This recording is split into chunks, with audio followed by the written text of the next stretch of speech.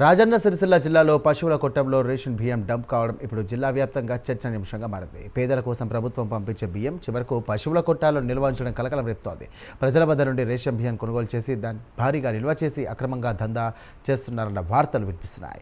ఇక సిరిసిల్ల అర్బన్ రగుడులోని ఓ పశువుల కొట్టాంలో రేషన్ బియ్యం డంప్ బయటపడడం ఈ దందా ఎంత పెద్ద స్థాయిలో కూడా జరుగుతోందో స్పష్టం చేస్తుంది. ముఖ్యంగా సిరిసిల్ల, తంగాలపల్లి, ముస్తాబాద్ మండలాల్లో ఈ దందా పెద్ద ఎత్తున కొనసాగుతున్నట్టుగా తెలుస్తోంది.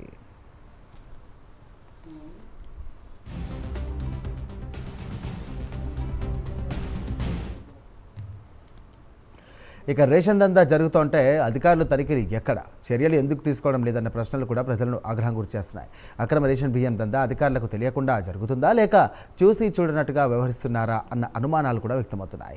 రేషన్ దందాను అరికట్టడంలో జిల్లా అధికార యంత్రాంగం పూర్తిగా విఫలమైందన్న విమర్శలు వెల్లువెత్తుతున్నాయి. ఇక ఇప్పటికైనా కలెక్టర్, ఎస్పీ స్పందించి రేషన్ దందాపై కఠిన చర్యలు తీసుకోవాలంటూ ప్రజలు డిమాండ్ చేస్తున్నారు. ఇంతకీ రేషన్ దందాపై అధికారులు కఠిన చర్యలు తీసుకుంటున్నారా లేక చూసి చూడనట్టుగా వ్యవహరిస్తున్నారన్నది చూడాలి.